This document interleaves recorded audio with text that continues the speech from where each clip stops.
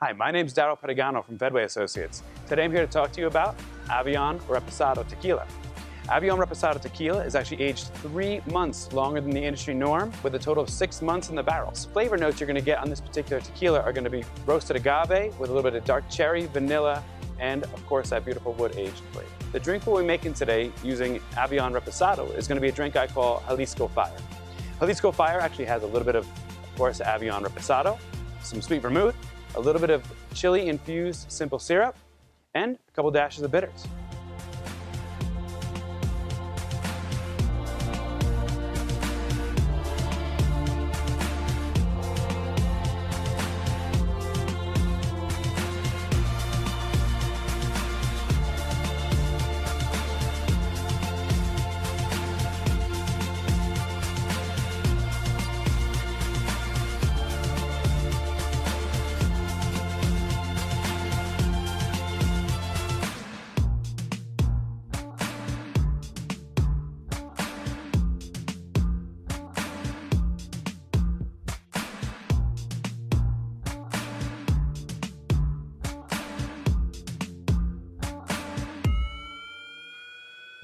Tequila Avion, voted world's best tequila.